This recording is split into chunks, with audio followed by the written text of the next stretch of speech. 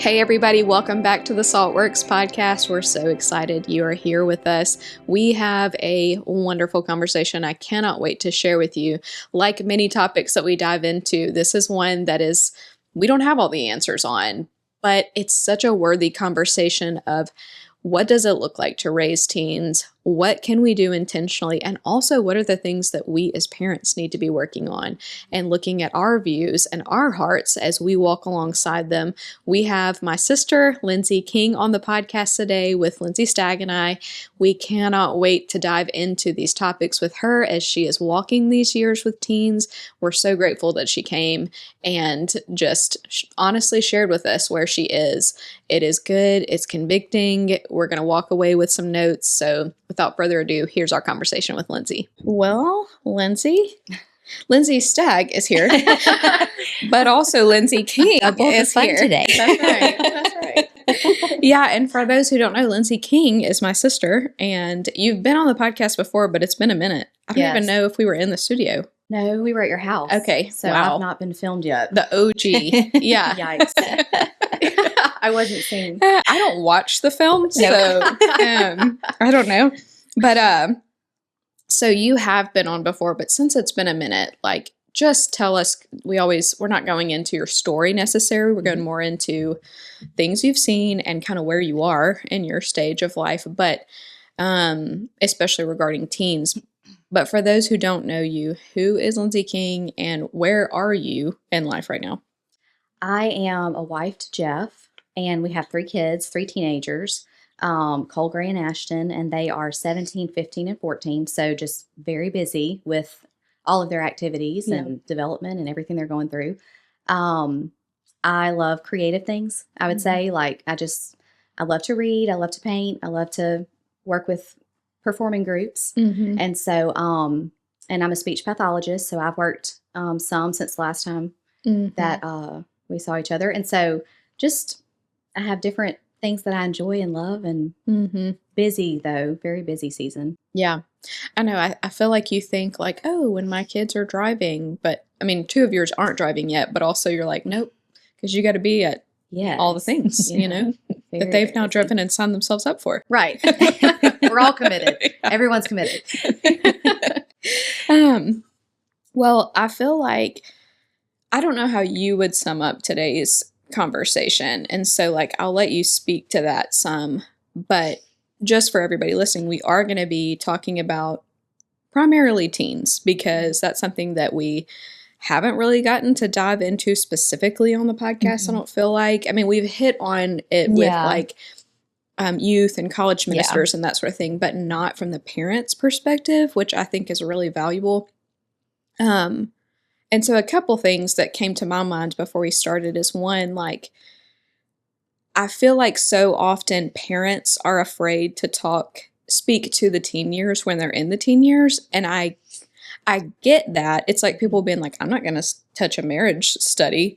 And you're like, I get it, but like, who will speak about it? You know what I mean? Like, that's always what I think of. And I had those same thoughts like with writing my book, because I wrote it years ago, but then when I'm going back editing, like it's getting ready to be published and put out in the world, it's like there were parts of it that felt like, oh, this sounds like really desperate, and that's not where I'm at now. But I made myself leave it because I'm like, but someone reading it will be there, you know? And like, I feel like I was glad that the Lord had me write it in that season, because like, you know how it is, like when someone has a newborn, you're like, you didn't tell me that this, and you're like, I forgot.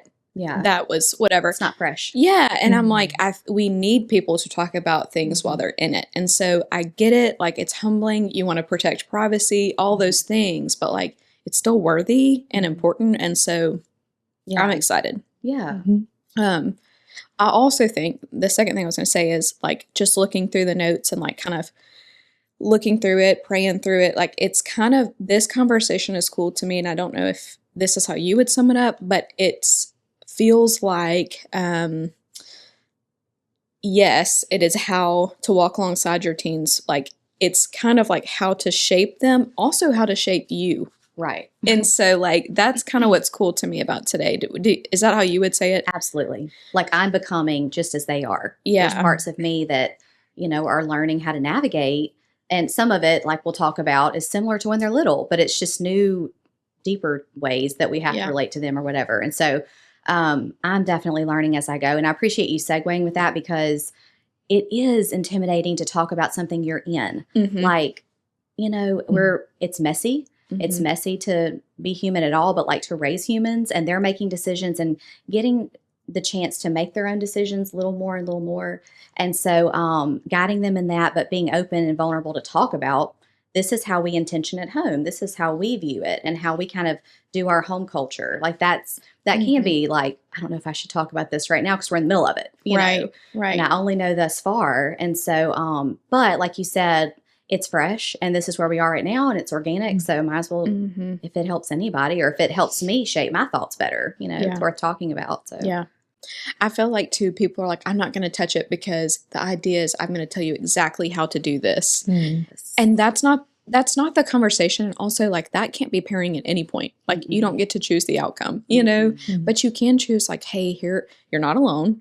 Here are some things that are helpful. Here's some things I've seen, those are worthy conversations. I was going to say the validation aspect of talking about it while you're in the middle of it is what is like some of the most encouraging at that, like even if you don't, none of us have all the answers, like none of us have it all figured out, but just to be like, hey, this is where we're at. This is what I see, how we feel. And it's that Me Too aspect. We talked about that a good bit lately, that it just feels good to sometimes hear someone else in the middle of the same thing say, hey, us too, Right. Yes. So. Well, and like for the people listening that are like, oh, I've thought about leading a class or I've thought about pouring into this younger parent or whatever, like if the thing holding you back is always like, well, what if in a year I don't still think that? I hope so. I hope in a year you've got more growth. Like that was, again, going back to the book, like I knew 10 years down the road, I would read it and go, oh, I don't know if I'd say it exactly like that. Good. I've learned new things. And like, I think that fear can hold you back more than being like, just give what you have now. Right. Yeah. So. Right. Okay. So having said that, you have some funny but true points to start us off. So kind of set that up and then give us what those are. Okay. So I guess about a year ago, it's been longer than that. I was really sitting down to think about what I'm being intentional about with my kids. And it's just been on my mind a lot. And so I started thinking about, and I would say to people, I remember when I had toddlers, like there were books like What to Expect the Toddler Years, or When You're Pregnant, What to Expect When You're Expecting. And where are those books for teens? What to Expect the Teen Years. And so I just thought it would be funny to go back and look at some of the toddler things. And I'm like, oh, it's the same book, but different season. Yeah. So I did get tickled because it's like they have to have boundaries, they don't know what's safe and what's not, but a little bit more and more, you give them a little bit more freedom and they've learned not to touch the light socket and they've learned, teenagers are like that. You kind of have boundaries and then you open those parameters a little more and a little more. They need a lot of sleep. All over again. Like if they didn't get enough sleep and they don't the night before, they need a nap. Yeah. The mood swings. So you have toddler tantrums. Well, you have teen mood swings. So there's a similar, and then I just got tickled because it was like, there's a lot of stuff about their safety when they're little, be careful, little eyes, what you see. Well, here we go with cell phones. Like, do I need to say it to everybody? Yeah. Leave your phone downstairs. Don't touch. Like you don't want them to touch hot things when they're little or dangerous things. Well, keep your hands to yourself. Private places are private. I mean, if we're being honest, it's the same book, but it's a different chapter. So I just got tickled. I was like, oh, it's the same book headings. You just have to fill in cell phones and purity and different things like that. So yes. Anyway, that's kind of where I got started. We don't need another book. We're fine. That's right. Yeah. Well, I love that, like, because as funny as it is, like, I don't, like, already, like, that makes me feel better about my kids at their age, because it's like, oh, there's going to be grace. Like, I remember an English teacher that I had in high school. I think you had her too at some point, but Andrew and I were talking about this recently, and, like, I remember her telling me in high school, and then again when I taught high school later, she's like, I never judge a person when they're 18. Like, they're not who they're going to be, you know?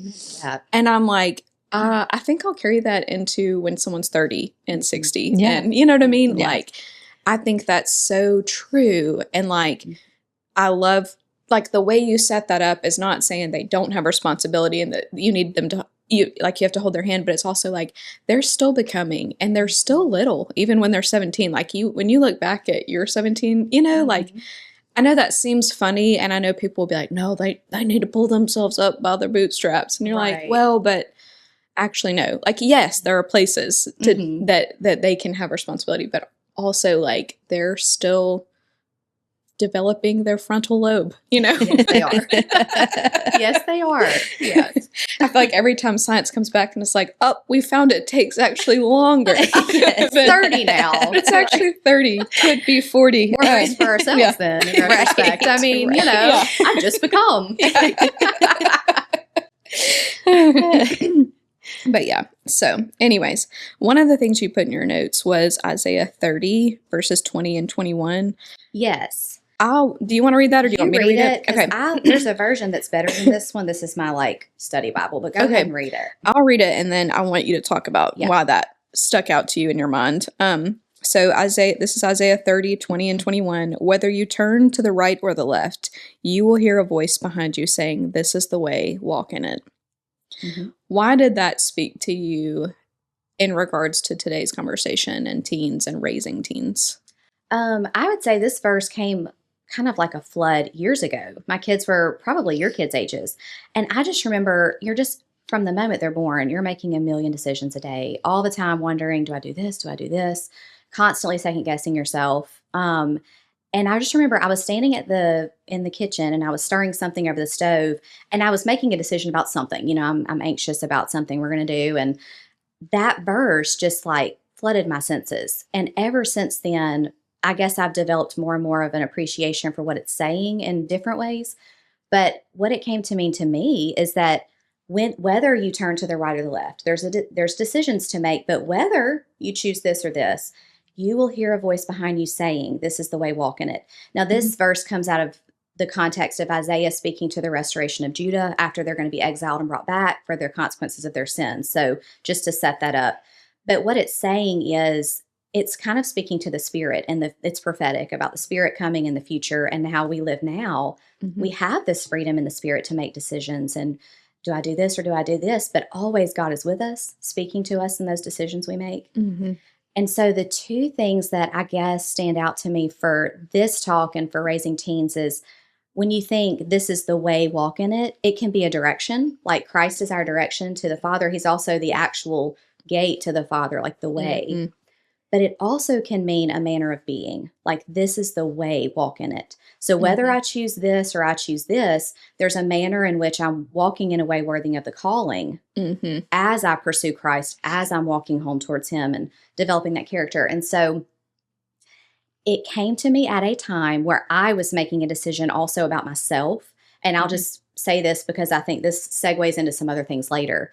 But I was told I had to go on biologics and for my Crohn's disease, and I needed to take these drugs. But if I did that, I was in my early mid-30s the first time that topic came up.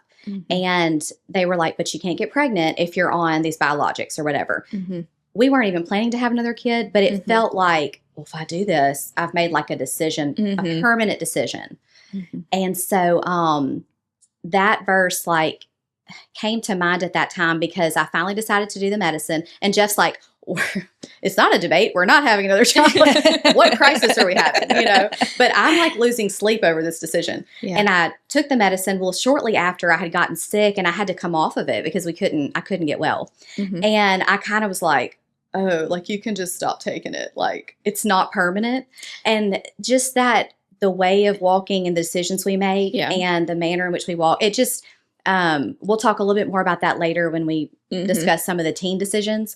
But that verse has just helped me like have more courage when I make decisions and more freedom. Like the Spirit is with me and shows me how to walk out whichever decision I make. Yeah. So it's like it. We were talking about this. Was that in life group? We were talking about no eternal. What was the phrase? No eternal value. Like, does this have eternal value? Impact or whatever. Like, it's like when you have an eternity mindset, it's like a lot of these small decisions don't have eternal impact necessarily. You know, like you're giving them eternal heaviness when you can just stop the medicine, or you can just go, oh, that activity was not for us, you know, whatever. Yeah. Well, and I even think that's like comforting and can bring a sigh of relief, like to someone like me who like has always operated of like, I've made this decision, like I have to stick to it. And it's for 40 like, years. Well, this is for the rest of my life, you know, or like I can kind of go more towards that mindset of like, we can't change our mind. Like what, you know? And so just to have that freedom of like, actually, no, yes, you can. Yes. And like, it's going to be okay. Yes. Yeah. I feel like sometimes like with feelings of changing your mind, like it can feel unwise. Like we've made a couple big life decisions in the past year with kids, like we're homeschooling and we're going to hold Garnet back in second grade. And then like halfway through the year, I was like, and like that decision for me was like, we're never going to not do something just because it's hard. Like we're going to do this. We're going to do this thing because we said we were going to do it. And like, when we got to the halfway part, I was like, I actually do think this was not the right decision. And like, I had to let go like that was not like flippant or unwise. You know, it's like, no, like this was the right thing. And we're going to move back to the third grade class. Cause like that to me, like is where her personality fits, even though she has wonderful friends in the second grade class, you know? Yeah. But, okay. So you were talking about walk. So how do we walk through these years? How do we prepare ourselves? And the first thing you put, and I don't know if there's something you want to speak more about before that, but the first thing that you put here is identity. And you said discovering self first, dying to self. Can you elaborate on that? Because I like, not only, I know you have things to say about how that can be confusing to teens, but I also think that can be confusing in the world that we live in. Well, first of all, like you were saying at the very beginning, it's not a bucket list. It's not, this isn't our house rules. This isn't our parameters. This isn't a list of what I have to check off as a mom before they leave. So it's not a pressure list. These are really just overarching concepts of things that organically come up, I feel like, throughout these years. And they don't just start in teen years. I mean, when they're little, you're already starting to form identity and who are they and helping them discover all of their bends and talents, but it's just so heavy in the teen years. And so this thing that I'm trying to be intentional about is, yes, they're discovering what their talents are. They're discovering what they like and don't like, their weaknesses and their strengths. All those things that began in childhood are being more evident now. They're really discovering, oh, I'm not good at that. I'm good at this. That's becoming more evident over time. So with discovery of self, I would say also that while they're discovering all their strengths and weaknesses, that they're also discovering their sin tendency. And like, you don't really know that as a child. You don't always recognize this is where I'm going to have a bend towards my will over God's will, or what I'm going to get hung up on. And not everybody has the most egregious consequences from sins, but sometimes we see patterns that need to be broken, and they kind of show up in those teen years. So in addition to discovering what you're good at and what you like and don't like, you're discovering, oh, I have some things I need to like be aware of and be guarded against, turn over to the Lord. And so dying to self, let me just say, even as a young adult, discovering who you are is hard enough. Discovering your identity and what job you're going to have and what kind of career and your personality, that takes a while. And so that's hard enough on its own. But if you also are raising teens under the helm of Christ and salvation, then they also have to think about, I'm learning myself, but I'm also having to die to self. So what does that look like? And as a parent walking through that, it's, well, you're not trying to all become one personality. We're not homogenizing to all be one personality. We're homogenizing in character. We're trying to discover our personality while turning our character and our heart and our soul, everything about our mind, over to the Lord to be His to use in our personality, in our giftings and our talents, and whatever we put our mind to. And so that's not a one and done conversation. Most of these things are like organic over time. But I think being able to verbalize that with your kids, like, hey, you're discovering who you are and you're learning how to know Christ and die to self and use everything for His glory and not self. Those two things exclusively are hard, but put them together in a teen mind and still developing. It's kind of like this is just an example. This is a facet. This is not an oversimplification of that whole concept, but like, it's kind of like the difference between how do I serve others without people pleasing, and like, I was trying to have this conversation with Bear the other day. Like, Bear is a very compassionate kid. And so like, I'm already like, as someone who, was a people pleaser for a long time, like, I'm like trying to teach, like, I don't want to steer him so far, or any of my kids, that it's like, I'm no longer serving others because I'm just going to be myself. You know what I mean? And so I was like, this was like a silly example that I could think of in the moment, but we had just had people at the house and stuff. And, like with the ice storm. And so like, it was all about sharing your bed and your blankets and whatever, like you might not have your pillow all week and whatever. So I was just like, okay, like, let's say there's one blanket left, and like your friend is cold and you're cold, and it's like, okay, well, like that's that's serving others over yourself to give that friend the blanket, or like there might be another one that's not as warm or whatever, like that's serving others. But let's say like you get out a blanket, there's tons, and you get out a blanket and one of your friends or whatever is like, oh, a Spider-Man blanket, that's not cool. You know what I mean? You're like, oh yeah, I don't like it either. Even though it's your favorite, like that's just people pleasing. Like there was no point of serving another person. You just abandoned yourself. You know what I mean? And it's like, that was the best way I could explain to a 10-year-old. Like, you do serve others. You do put yourself last, but not when it doesn't serve. You know what I'm saying? Like, and it's like, that already is hard. You know, like, it is. So I feel like that umbrella, and these really are like umbrella concepts. There's a million subtopics under it. And, we have conversations about some of this stuff, but some of it I hope is just caught. Like we're trying to demonstrate with our decisions. And a lot of it's just, we're hoping we're living out these things that they notice over time. I feel like this is not exactly in your notes, Lindsay, but I feel like something that is already coming up with our kids, like, they're just starting to get some freedoms, like Bear's old enough to stay by himself for a little while, or he's old enough to go somewhere and take his watch where he can text us or whatever, and it's like one of the things we're starting to kind of speak to is like, hey, you're getting more freedom, but with more freedom comes more responsibility, like, and so like, I wanted you to maybe speak to that for a second. I know that to me falls under the identity of like, they're driving within teens, like how do they, take more freedom and take the reins, but also use that freedom responsibly. Right. Well, I mean, I'd have to start out by saying like, that's why it's intimidating to come talk about teens, because I'm giving them increments of more and more freedom, and like, you use your discernment, or, okay, you can go to this thing, but I want you to, behave in this way or leave if something's not okay or whatever. Yeah. And they may make a decision that's not wonderful this week. And so I will say there's a lot of, they're going to make mistakes. There's going to be times where you're like, that's not what we taught you. That's just part of parenting.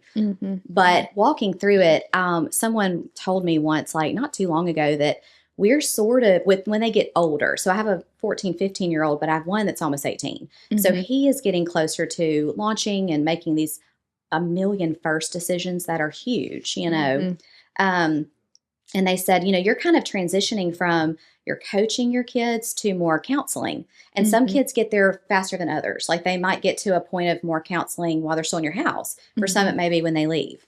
And so I think in part of giving them those freedoms and expectations and how we have boundaries and stuff like that, and then allowing them to make some decisions, I think that we try to talk about, like, come to us with, if you make a mistake, like come straight to us and say, just be transparent with your mistakes. Like, don't try to hide it. That makes it so much worse. So keeping that communication open, and they know that there are going to be consequences. We say all the time, or I do, you can make your choices, but you can't choose the consequences. I had that. I was going to ask you that. So I wanted you to talk about that. One of our BSF leaders said that in her teaching talk years ago. And I wrote that down and it's a scary thing to say because it goes for you too. You can make your choices, but you don't choose the consequences. And so we do try to say that to them a lot. And then, but also, you have not done anything ever that you cannot come to us about. And then moving from the coaching to the counseling would be, Coaching would be, I expect this. I want you home at this time, which you still do when there's parameters. But counseling would be, they come to you with something that's dark or vulnerable or whatever, and you're not going to just flip out. You're going to be patient. You're going to listen. And that counselor side of you is going to say, okay, let's pan out, see the big picture here. Let's take a minute to pause. This feels heavy. It's the manner in which we approach it is a little bit more with a mature child. Well, I always think Emily Jones says, like, a good counselor wants to work their way out of a job. You know, and it's like with counseling, you're trying to teach them how to make that decision instead of you telling them. That's so good. I like that. Yeah. I guess a lot more listening in that stage. It is. And the tendency is to want to fix and to just be like, I know what you need to do. Let's fix it. And they really will. Sometimes you'll see them pull back and be like, because they don't want you involved. They don't want anybody to know that, you know, they want to have these conversations that are, if you want the vulnerability, you have to be the safe place. And so it is, there's some transitional ways that we relate and giving boundaries and then allowing them to make those decisions, but saying you can choose your choices, but you can't choose consequences. Especially, I feel like if you have compassionate kids and they share something with you about maybe something that someone said and they see you get mad right off the bat, like they will stop telling you things because they want to protect people because they're like, my parent, like it's not a conscious thought, but subconsciously they'll be like, I can't trust my parents to forgive.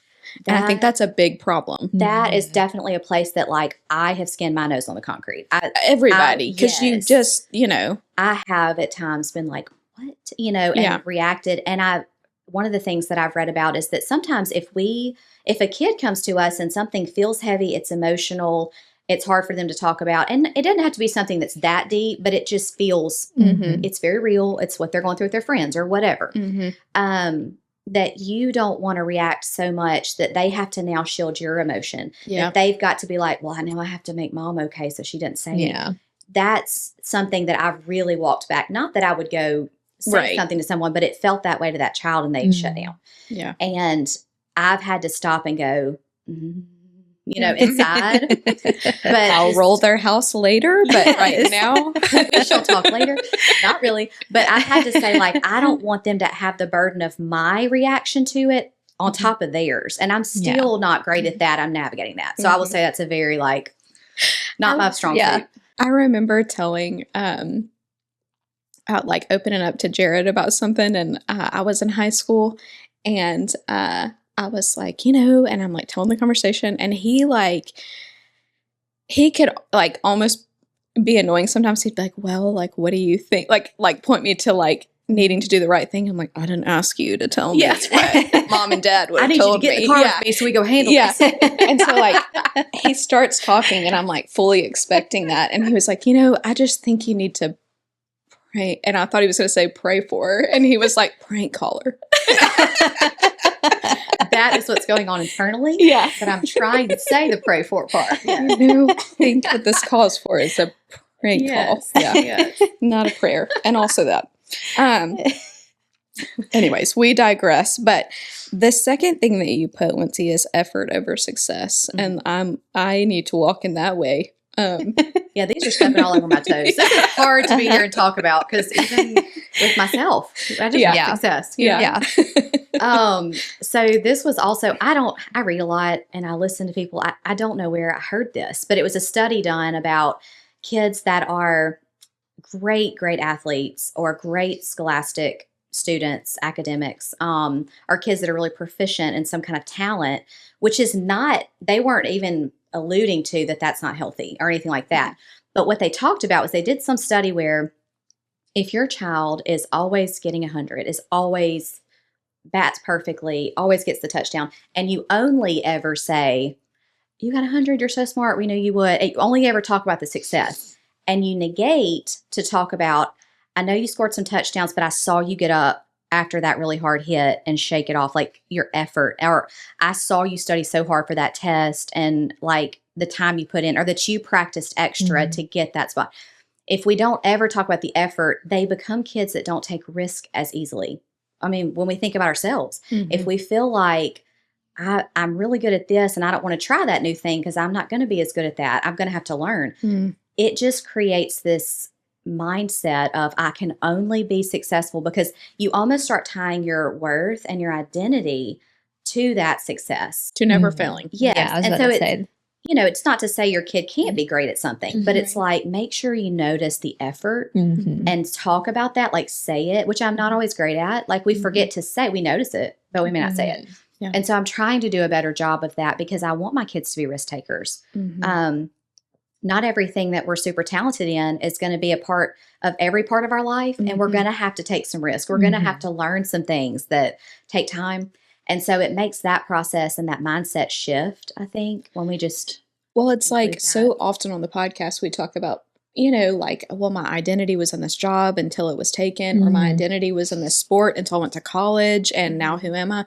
And it's like, I do think there's a lot of loss of identity when, like, you've spent all of this time honing this craft that now is absent, or what, for whatever reason, or isn't as prevalent. But like, maybe the correlation is not necessarily the absence of that thing, but the fact that, like, now you don't feel proficient in something the way that you did. And so that's so good. That goes into your next point of being a lifelong learner. Like, it's like, okay, effort over success, but then, like, this is how you view, and so talk about that and how we need to do that too. So the other two, when we talked about identity and we talked about learning yourself, dying to Christ, effort over success, those are things that, we don't sit down and have lessons with our kids. That would be so weird. But those things can actually be talked about. The lifelong learner is more caught than taught, I would say, for the most part. I mean, if I sat down and said to kids that are in class all day, would you be lifelong learners? They're going to be like, that sounds like sitting at a desk. Check. Right. We're doing that right now. Check that off. But like, I hope that Jeff and I are demonstrating that we have a hunger to learn new things, and we're not afraid to explore new topics or learn a new skill, to try again. I read a lot. I discuss a lot. We do. I would say what gets discussed is if I have a lesson like in life group or Bible study or my own reading, and I'm like, never noticed this before. I will say at the dinner table or when they're at the bar, y'all, I read this today. Because I am wanting to talk about it because I'm excited that I learned something new. And so I think just being that as an example, and not to be that like fake. I mean, saying really learn, really be interested and hungry to learn. We're going through, coming into a time where there's over information. It's scrolling all the time. It's this constant bombardment of being told what to think and how to think, so you don't have to think. We can Google something, we can, ask Siri, whatever.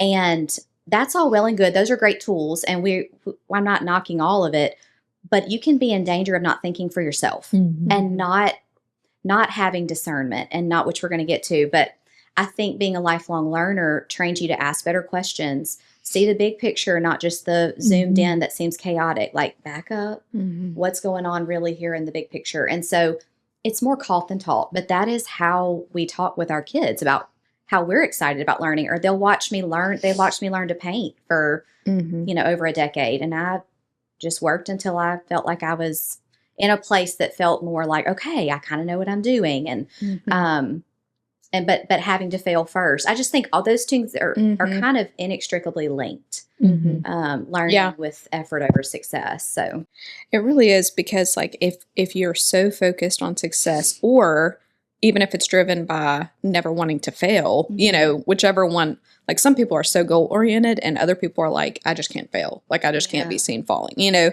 but like there's no room to be a beginner. And if there's no room to be beginners, like we have to be beginners for the rest of our lives, or we'll never learn anything new, And I mean, I think about like one of the best teachers I ever had was Valerie Matioski. And like, I think she started teaching in her 40s. You know what I mean? And I'm like, I cannot imagine a world where she is not teaching someone something, But like, it's like we have to continue being beginners, because you won't become the expert you were meant to be at whatever age that's meant to be, you know? It's been a comfort in my life, because I feel like there's still time for me to learn new things or do something creative I haven't done before. It feels like a comfort to me that I'm not at the end when I stop parenting. I can begin a new journey of something. It just gives me hope too. So Well, it's like you can look at all the like the literary books of like that are like, you know, the classics, and you're like, well, this person was this age and this person was this age, and you're like, oh, Yeah. we're good. There's some time. Yeah. Yes. Yeah. Yes. But that all begins with not being afraid to try, you know. Okay, y'all. Funny little editing point here. If we didn't finish our thoughts with lifelong learner, our audio cut out, like stopped working. We just happened to notice that, thankfully. But Yes. but we're gonna pick up again.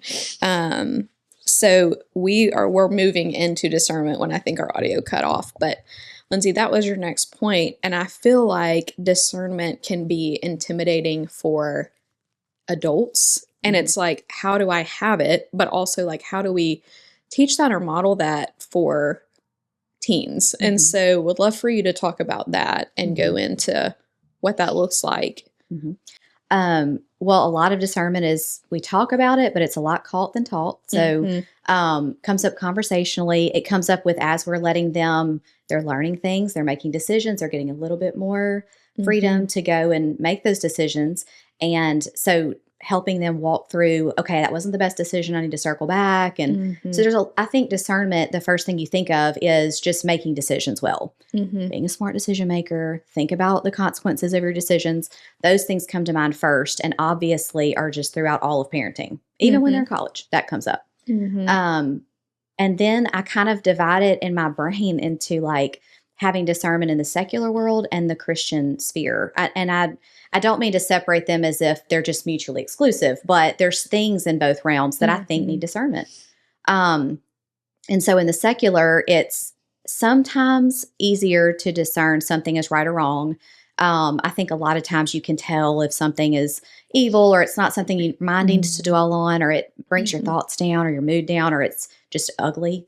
It's sometimes easier to discern those things, but we still have conversations about them. And then in the Christian sphere, we used to only have the influence of our immediate pastor growing up and our youth minister, maybe the youth minister at our friend's church. Very limited influence. Other parents we knew, we were not listening to and seeing these speakers and reels that are just everywhere, and we don't know their background. And reels. And, a lot of them are just really quick snippets, but some of that is forming their faith. I mean, it just is a part of their life. Yeah, well, I would say even as adults now, because that's not something we grew up with. And so like you can start to listen to something and you're like, oh, that kind of sounds good. But then, I mean, there's times where I catch myself, I'm like, who is this person? And like, what do they actually believe, you know? And so like, we're having to figure that out too, kind of like alongside of them. I've had people that I thought they had some great points, and they did. Like my discernment tells me that was a good point, that was biblical. But maybe over time I understand that their walk of faith doesn't all look biblical, and I have to pull back on that influence in my life. Well, I'm in my 40s, they're teens. And so talking about that discernment of you have to know the word, you have to be sitting under good teaching that is sound, which we believe we have in our sphere. But when you hear these other people that you don't know, you can't vet their background or their beliefs. If there's a red flag, come ask about it, look it up, ask somebody that knows. And so that's an area of discernment that's not talked about much, that I do try to intentionally talk about, because anybody can say it's about Jesus and it's a guise as something else. I feel like you and I have those conversations regularly, you know, like not even in front of the kids, but it's like, did you read this book? Like, I loved that last book, but like this book felt whatever. And like, I see it with your kids, but also see it like in your life behind closed doors of just like processing things and gathering, like, I wanted to hear what you thought, because I had this check. Did you have that check? But what I appreciate about the way you approach it, and you're teaching your kids, and like this will come into play in the secular, like too in a second, but like even big Christian speakers are human, you know, and so like they're going to make mistakes. They're going to say things wrong, even though they meant, like there will be people who might go off the rails, but then there will be people like, oh, I didn't even realize I wasn't meaning to say that. I don't even know that theological term, or, you know what I mean? Like whatever. And I remember years ago, like when I was so like bound by fear of saying or teaching the wrong thing, that like, I just was like, I'm just going to be silent basically, which is not right. You know what I mean? Like we can't do that. We can't be silent. MacArthur was like, hey, there's a difference between false teachers and false teaching. Mm-hmm. And false teachers are going to teach you that Jesus is not the way, the truth, and the life, that he's not, he is not God's son and did not, pay for sins and all of this that the gospel teaches us is true. But false teaching, he was like, every teacher will have some false teaching at some point, which sounds like, oh my gosh, like, but like, it's not purposeful. And I think that's where like you're not only holding grace, but also teaching grace to your kids. Because I think sometimes like parents, I get it. You want to protect your kids so much that they can be like, oh, don't listen to that person because they said this thing once and whatever. And like, I'm not saying there's never a space for that. There are people I've unfollowed that like have left what I know to be true of the gospel. And so we do have to be wise, and there's teaching about that in the Bible.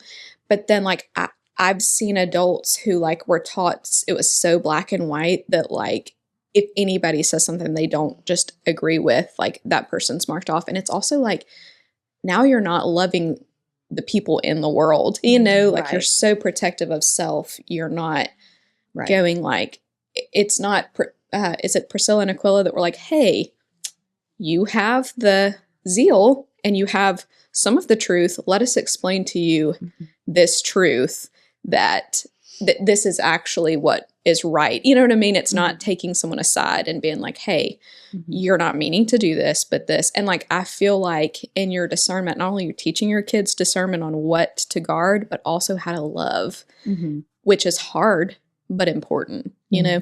It is the difference in having a critical spirit over time or a discerning spirit. Right. It can be a very different.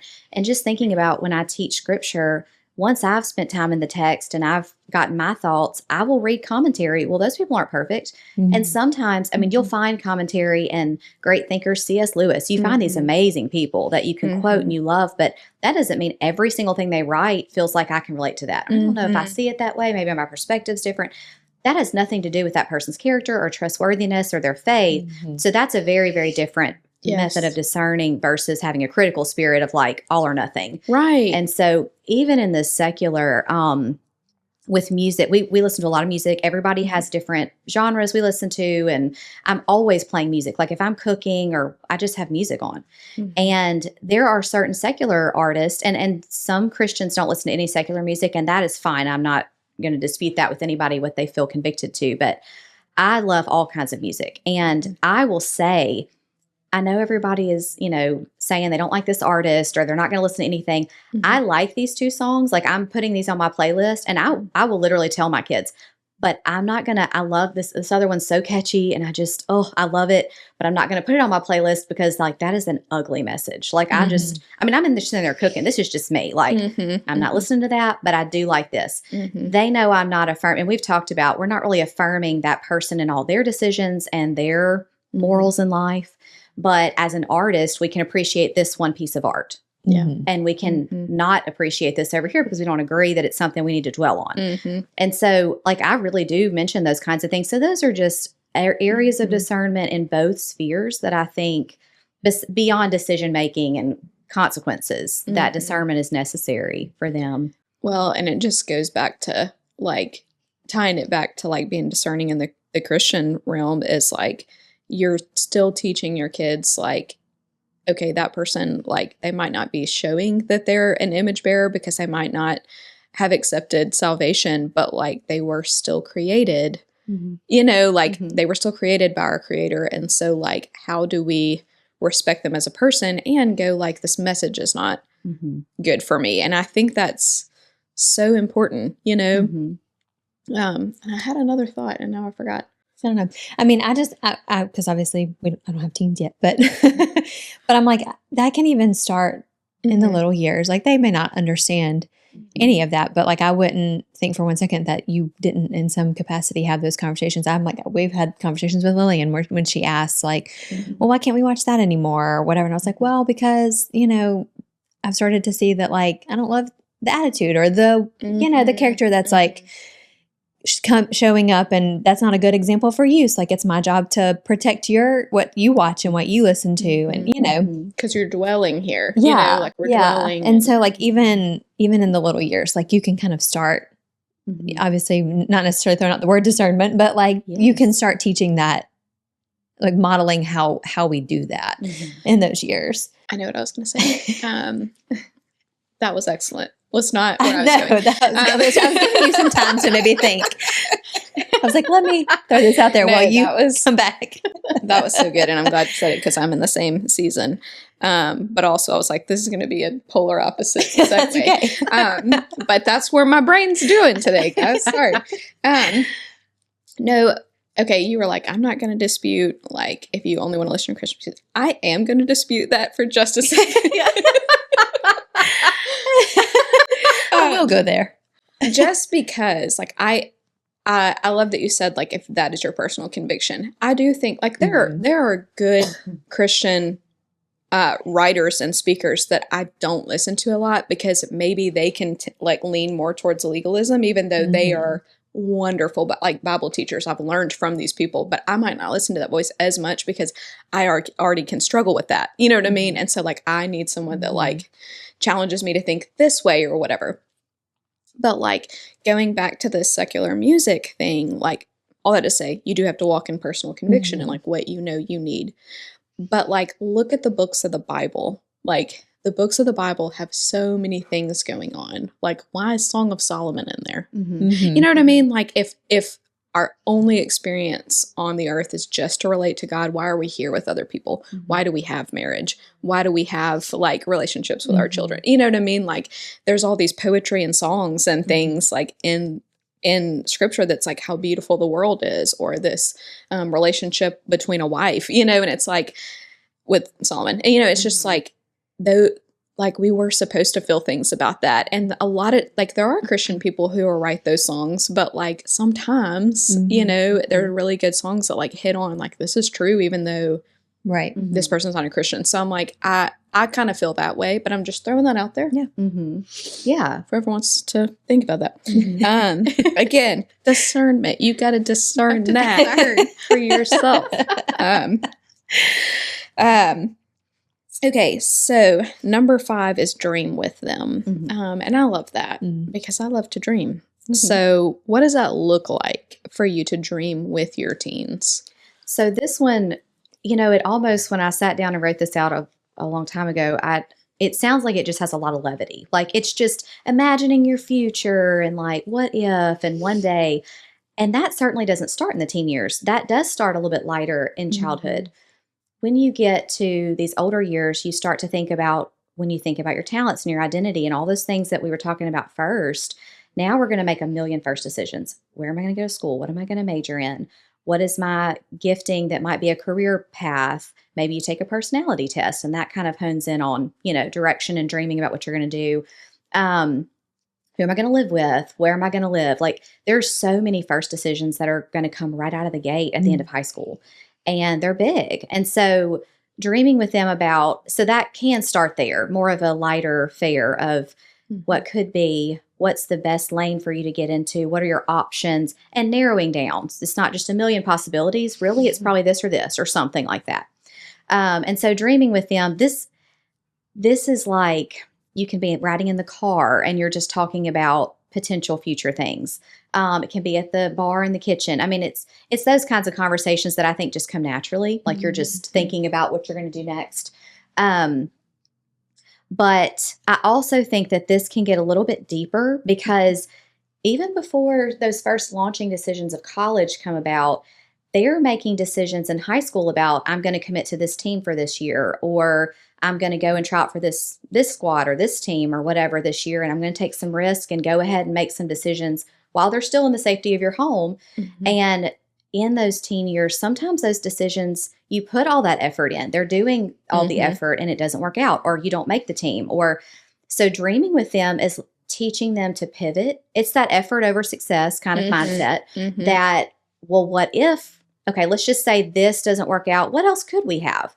And in those little moments, not little, but younger moments, already helping them realize that wasn't a permanent decision. Mm-hmm. It was a 1-year decision or commitment, and it's okay to pivot after that year if that wasn't your sport or that wasn't your thing. I think that's where I come back to when I had to take that medicine that we were talking about earlier versus this lifelong decision that really wasn't a decision, but it felt that way. Yeah. I really have been talking to them about when we're dreaming together and we're talking about things. I say to them, like, there's things that you will have planned in your mind that may not go that way. And it's okay for there to be a new dream, or let's talk about what we would do differently in certain, we've had some specific conversations towards that. But also teaching them, and I have a 14 and 15-year-old too, and I don't have all these conversations necessarily the same with every child or at the same time. It's just organically as they come about. But I do want to be intentional to say that you have permanent decisions in your life that is following Christ, and that is lifelong, that is permanent. Who you marry, and I know that marriage can go a lot of different ways, but you go into it with the idea that this is permanent. This is a direction and decision for life. That's your thought even process. If there's a divorce, like that. That's a permanent hurt. You know what I mean? Yes. Like it's still a it's still a permanent thing. And having kids, that's another. You're committed to life, like with them and raising them and taking care of them for always. And so there are permanent decisions. And then let's think about, these decisions aren't them. You can take that job. You could pick that major, but you could switch. You could take that job and you could move. Well, you can move again. There are just things to go ahead and talk about. We talk about a lot of things, especially with health, like, will you have your own kids? Will you need to adopt? Will you adopt? We have already said to our kids, and this is more of a personal note, and not because there's a necessity for it, just because I feel like in my life experience, I want them to already know we do not care how you have a family. We are just going to be excited for you. We're going to be all in. So if it goes the natural way or if it goes through adoption, like, we're already saying those things because that may never be necessary biologically, but it might be a choice they want to make. And if they know their parents are already all for, I don't know, some things like that when we dream with them. So it can be a topic of levity and just dreaming about the future, but it can also be when things don't work out, they're not permanent decisions. You can pivot. Yeah. I think that's good to go ahead and talk about in the teen years. I think there is such a beautiful gift in that as parents intentionally saying and modeling those things because, and this is where like we as parents have to do our own work, you know, whether that's through counseling or prayer or like talking this out with a friend or whatever. But like, if you live from a place that you are so afraid to fail or you think changing your mind or pivoting is failing, it's gonna bleed out to your kids, not because you believe that for them, but because you're trying to protect them from feeling the way you feel. And so like, I think that happens a lot more because you're like, oh gosh, I don't want you to feel lost like I did or, you know, whatever. But actually like they can do the same things you did and not feel lost because you've told them it's okay. You're not lost. You're changing. You know what I mean? And so I think that's such like a gift, you know? Yeah. And like you might work this job for 40, 50 years, but you might not, you know, and that doesn't mean you've set back. It means you're pivoting, still moving, still walking. This is the way walking it. You know what I mean? Whether you turn to the right or the left. Yeah. Maybe you chose this way first and now it's time to pivot this way. My life has been a series of pivots. Yeah. That's going to, let's just put that on my tombstone. Change here and there. That, when they ask, you know, that like you get these random, we'll play like, you know, trivia questions and like, if you could eat dinner with whoever, one of them is like, what do you want on your tombstone? Well, I didn't think of an answer the other night, but that's it. My life has been a series of pivots and I have pivoted the best I could. Yeah, I feel like that. Ross on Friends. Yes. Pivot. That resonates with me. Maybe that's why I am the way I am. Let's go ahead and talk about everything that could go wrong, and it's okay. Yeah. No, Mom, I really am just happy. I'm going to continue doing this thing. That's hilarious. Yeah, I think that's good. Well, I don't want to switch topics if you had more to say about that. But the next thing was talk about how to have intentional friendships and healthy relationships. And so that you're in a season where, like with teens, your kids are still in school. So I'd like for you to talk about why we have to be cognizant of that, you know, because it's not going to look like that when they do launch necessarily. Right. Sometimes you do, you know. Right. Well, and that's exactly why I talk about it, because right now they're in a season of forced proximity. You're on a team, you're on a squad, you're playing matches with somebody, tournaments, you're in youth group together where your parents took you, you know, like you're not even autonomous going to that. Like we're taking you or we're sending you. And you're in school all day with people, like you're in class with them. It's just forced proximity all the time. It's not that you don't make any effort with your friendships, but you're maybe not thinking about it as intentionality. It's more, well, this is who I'm with this season, so I'm just going to spend time with these friends. The way that we've kind of organically shifted into it is maybe you're not in class with that friend this year and you are last year, and so you're not around him as much, but you value that friendship. We will talk about like, hey, don't not reach out to that person. Let's have them over, or let's spend some time with them, because even if right now it's not as natural for you to be around them, you don't want to like leave that friendship. That's a special, you enjoy this with that person. And when you're in a season with this sport, these are the people you're around. And when you're in this sport, don't forget to check on that friend or hang out with them. So there's already moments of intentionality, but we say it like, you don't want to just neglect that friendship that you love doing that with this person, or you haven't seen that person in a while. Why don't you have them over? And so that's part of it, like kind of starting to make them realize that I need to make effort. The biggest thing with friendship is reciprocity. You don't, even in adult friendships, you don't want to be where you're always the one doing, and that if you stop, that friend just never calls. I mean, you always want it to be, you're relying on each other, and it's, you know, a mutual enjoyment for both people. So that's part of it. And then I would say also the thing we talk about already is that you may only enjoy this one sport with somebody and they don't share some of your other interest. Well, that's another reason to go enjoy that friendship. Like I think of it as circles. Somebody has taught this and I don't know, but everybody's a circle, and your circle is full of your interests and your talents and the things you enjoy in your spare time and your personality. All those things are in your circle. And so some people have a lot of circle overlap with you. You have a lot of things the same. It's really easy to be around them, you know, and then some people you may only have like a little bit of an overlap. It's just that you both love cooking, or you both love reading, or you both love dance or whatever, just thinking through my life. And so don't throw those friendships aside and don't count them or cast them off and never circle back or have quality time just because it's not a huge overlap. And one of the most, I mean, I took like pages of notes on it as an adult, and I wish I had brought her name with me. And it's a Gospel Coalition segment on YouTube that I watched, and I've watched it a couple of times. She's a pastor's wife, and she talks about intentional friendship. And one of the things she said is we fall into the trap of having that one friend to rule them all. Like it's just got to be that ride or die. Be it. We make a lot of emphasis on that, I think, as a culture. And she said it's almost like in Lord of the Rings, like, you know, the ring to rule them all. And she said you miss the blessing of all the different, the tapestry of personalities and enjoyments by trying to have this one person fill your whole cup. They just can't. Your husband can't do that.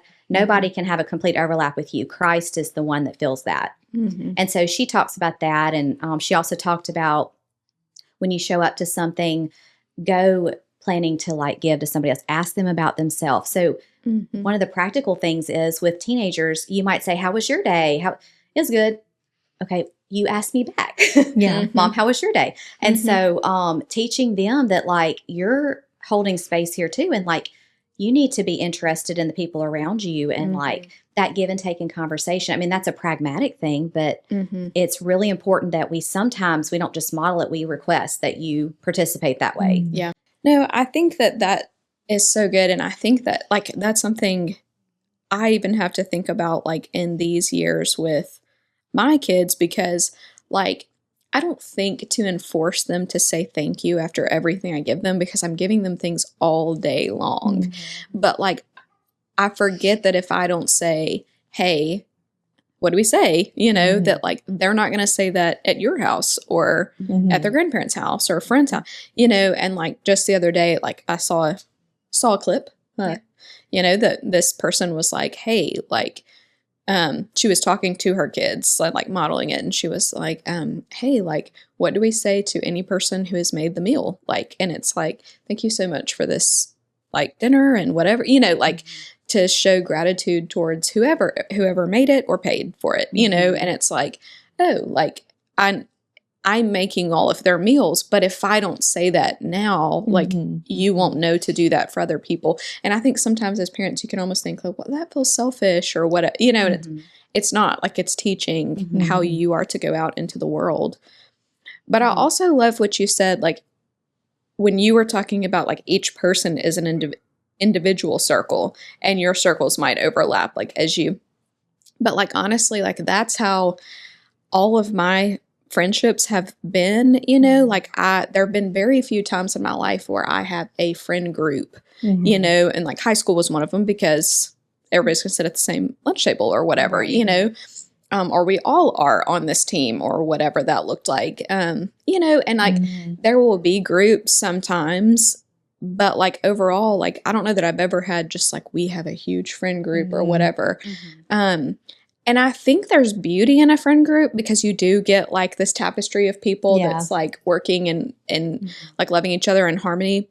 But here's one of my problems. Like here's one of my personal issues with like our society being obsessed with friend groups is like one that you rob yourself of the beauty of like the friendships you have. Yeah. First of all, feeling like it should look like this and it doesn't, you know? And like that's what movies and TV shows like show is that you should have this big friend group and it's all great. My personal issue is like my love language is quality time. And so like if I don't ever have one-on-one, like I don't feel seen and I don't feel like I've been able to see. Like I love being around all my kids, but if I don't have one-on-one time, I'm like, I really don't know what this kid is going through. And like I want my friendships to feel like that too, you know? And so, I don't know. I think that's an important thing because I see that a lot in women, like grown women feeling like we have to have a friend group. Otherwise, what will we post about? You know, and like there's nothing wrong with that, but like not all your friends are going to be in the same group.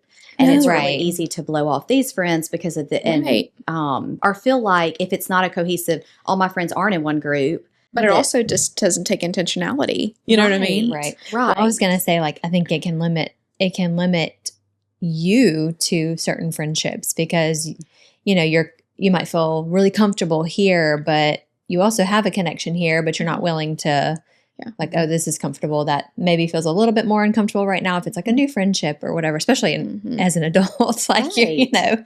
And so I think it's beneficial to have like friends outside of, even if you do have a group, like it's still, I don't know, like, I mean, just, you're not going to have this like perfect meshing of, and then like, I even think about like us living in different places. It's like, well, we still have friends. I was like, did our circles ever overlap? No, I don't think so. Like we went to different schools, I think different we just whatever. liked each other. Yeah, I mean, apparently. Y'all were stuck around. You know? You did soccer. I did dance. We went to different high schools. I guess youth group. We overlapped there. You know? Yeah. We were laughing.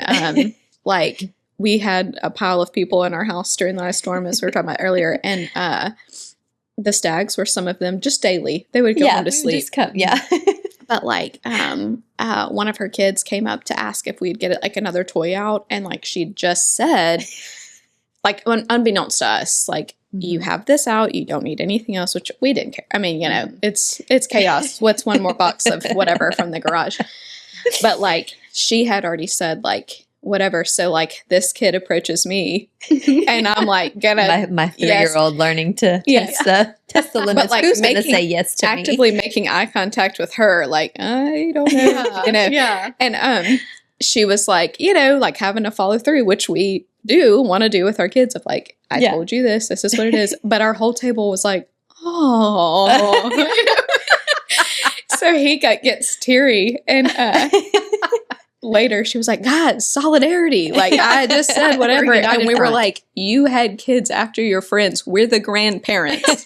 We can't say no, you know.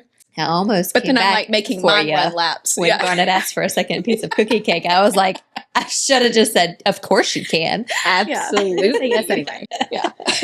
And I thought of one more. So this is not the same topic, but there was one more thing that I was thinking about that's obviously when you're navigating friendship as a teenager, that discernment that comes in of the friends you choose, loving them without writing them off if they're going through a season where they're being rebellious. And there's those conversations too that are not quite as teaching, they're navigating. Yeah. And so one of the things that I was thinking about when we were talking is that I've heard Lisa TerKeurst teach about this. I've like listened to her, read her books and things, but she's talked about, you always forgive 70 times 7. I mean, we're never let off the hook for forgiveness for somebody because we've been forgiven every day. So we do talk about, you do have to forgive. I completely validate your anger or your hurt, but do work through that forgiveness. That's something we talk about a lot sometimes. And then she talks about when somebody is a repeat offender, like they're needing 70 times 7,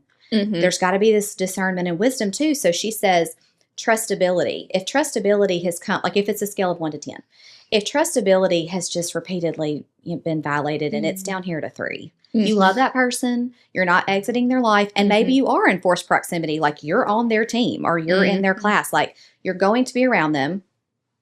If trustability has come down here, even though you're still forgiving, accessibility needs to come down too. And there's a wisdom of how much access you allow because they might prey on those vulnerabilities. I mean, they might be going through a season where they say things they shouldn't say or they overshare or, just that level of discernment of we don't hate a person, we forgive, but we do start learning in those teen years of I need to reduce access when I'm repeatedly having to forgive and we're lacking some trust. I just think that applies so much to the little turmoil they go through. Well, it's like takes that boundaries conversation to like, we're not talking about not loving or forgiving this person. Like we're talking about how much we give of our vulnerable self, and like, I love that you're talking about a sliding scale because it goes back to like these kids like that are even in their 20s, like they're not who they're going to be, and it's like, I hope trustability goes up, but until I see it, I'm going to keep my sliding scale accordingly. You know what I mean? Like, and so I think that can be very different than parents who are like, you're not allowed to be with this person, shut that door. Not saying those aren't necessary conversations. But everything's not that. And so, well, I'm convicted. Yeah. Are you convicted? Me too.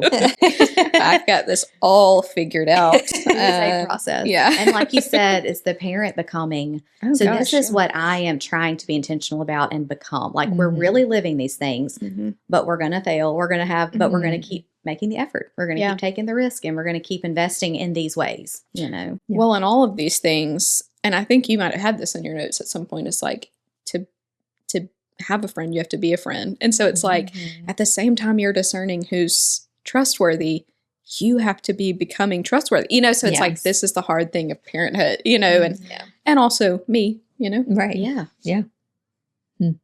That's good.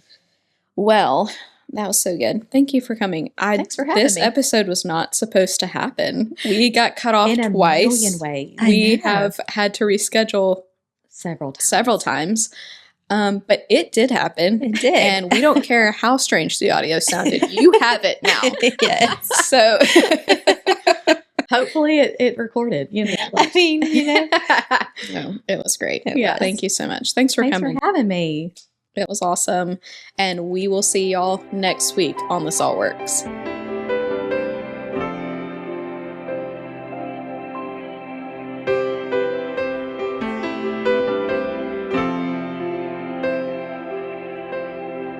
This is my story.